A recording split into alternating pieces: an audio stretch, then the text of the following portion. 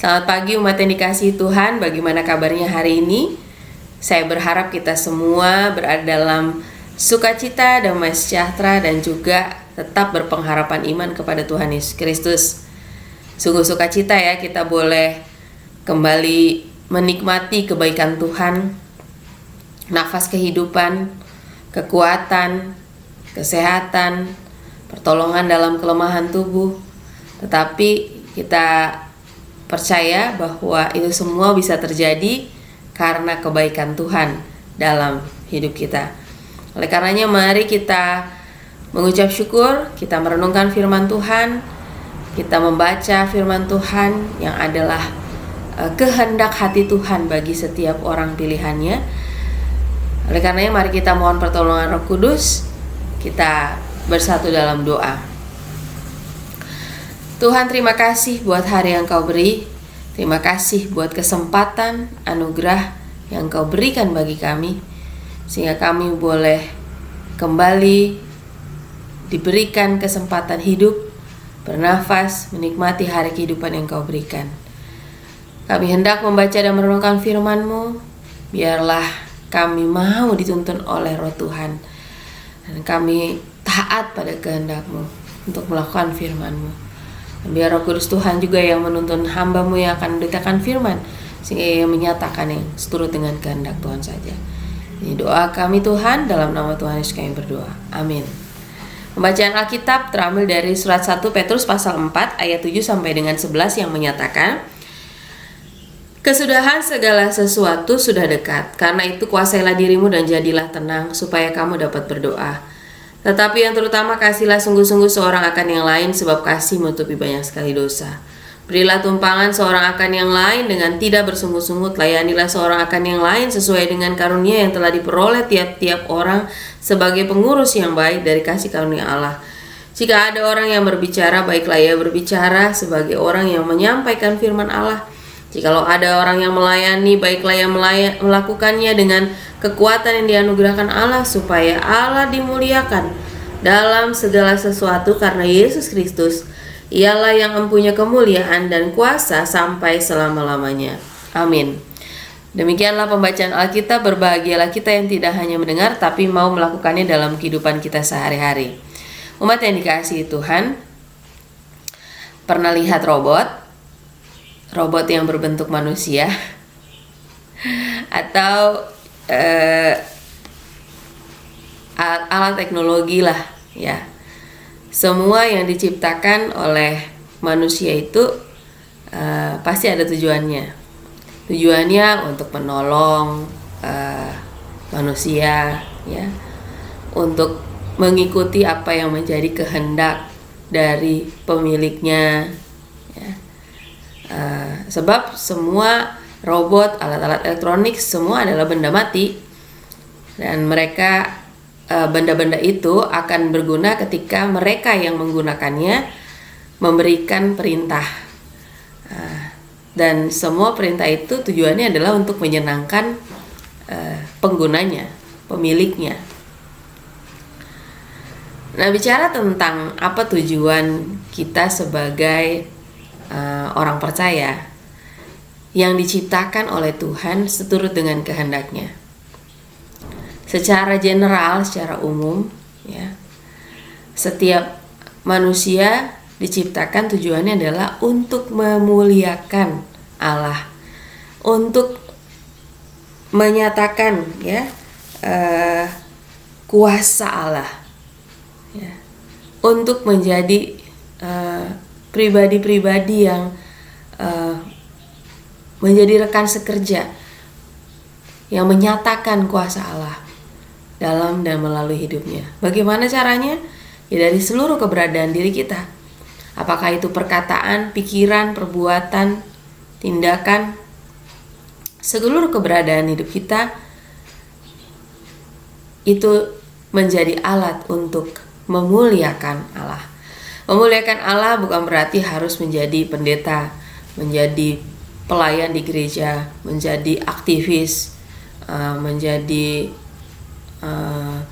majelis, ya. Tetapi memuliakan Allah itu dari segala keberadaan kita. Nah, umat yang menerima surat 1 Petrus ini adalah para pendatang, para umat pilihan, orang yang dikuduskan Tuhan, menjadi orang percaya, tetapi menghadapi tantangan, pergumulan, ancaman, penganiayaan, bahkan mereka dipinggirkan, begitu ya, menjadi orang asing di mana mereka berada. Dan di situ menjadi satu tantangan bagaimana orang-orang yang hidup sebagai orang percaya, orang Kristen, orang yang dipilih Tuhan, berinteraksi dengan lingkungan yang ada. Penulis surat 1 Petrus ini memberikan satu nasihat, ya, bagaimana mereka harus hidup, bagaimana orang Kristen, orang percaya, orang pilihan itu hidup berinteraksi walaupun menghadapi tantangan demi tantangan. Dari bacaan kita ini kita melihat ada beberapa hal. Mari kita perhatikan, Bapak Ibu. Dikatakan kesudahan segala sesuatu sudah dekat. Karena itu kuasailah dirimu dan jadilah tenang, supaya kamu dapat berdoa. Yang pertama, kita diminta untuk menguasai diri dan menjadi tenang.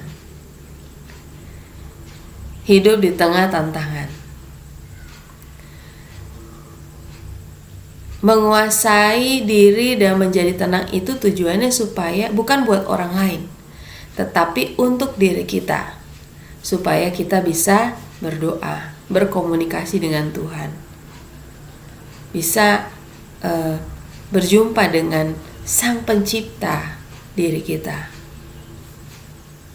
Ya. Yang kedua,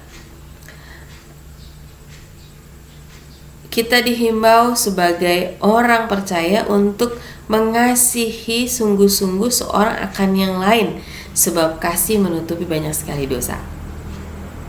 Ya, bukan hanya menguasai diri dan jadi tenang, tapi mengasihi.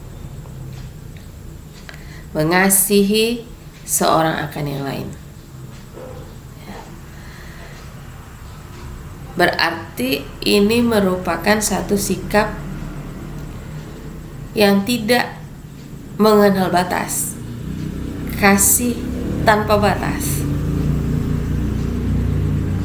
yang harusnya kita miliki senantiasa, baik dia yang mengasihi kita maupun yang tidak mengasihi kita.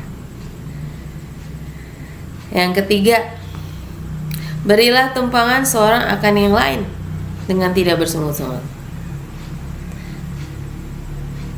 menolong orang lain tanpa hitung-hitungan, menolong orang lain tanpa komplain, tanpa protes, tanpa ngedumel, menolong orang lain dengan tulus. Yang keempat, kita diminta untuk melayani seorang akan yang lain sesuai dengan karunia yang telah diperoleh tiap-tiap orang sebagai pengurus yang baik dari kasih karunia Allah. Ya, Tuhan minta kita untuk tetap melayani, walaupun ada dalam tantangan, hidup sebagai orang percaya di tengah tantangan yang ada. Ya. Melayani dalam hal apa? Jika kita adalah orang yang cakap berbicara, baiklah berbicara menyampaikan firman Tuhan. Jika kita adalah orang yang cakap dalam melayani, makanya lakukanlah pelayanan itu dengan kekuatan daripada Allah. Ya. Mengapa kita harus lakukan semua itu?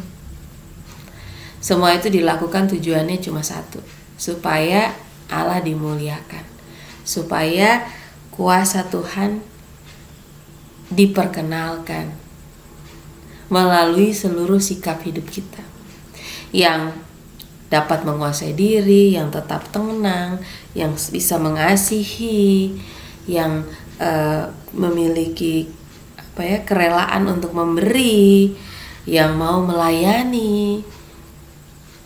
Sikap-sikap hidup inilah yang menjadi satu gambaran bagaimana kita seharusnya tetap hidup sebagai orang yang percaya kepada Yesus Kristus dalam menjalani tujuan Allah menciptakan kita di dunia.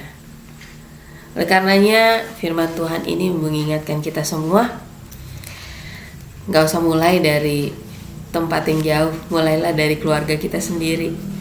Bagaimana kita sebagai satu keluarga yang saat ini harus menghadapi pandemi COVID-19, yang saat ini harus merasakan berbagai dampak yang diberikan oleh pandemi COVID-19. Firman hari ini ingatkan supaya kita tetap dapat menguasai diri dan menjadi tenang. Kita tetap saling mengasihi. Kita tetap saling memberi. Kita tetap saling melayani. Dengan demikian, kehidupan dan melalui kehidupan kita, nama Tuhan dimuliakan. Melalui kehadiran kita di tengah keluarga, nama Tuhan dimuliakan. Dan hidup keluarga kita menyenangkan hati Tuhan. Selamat berjuang hidup sebagai seorang yang dipilih Tuhan. Memaknai apa tujuan hidup kita, yaitu tujuan hidup untuk memuliakan Allah dan menyenangkan hati Allah. Tuhan memberkati kita.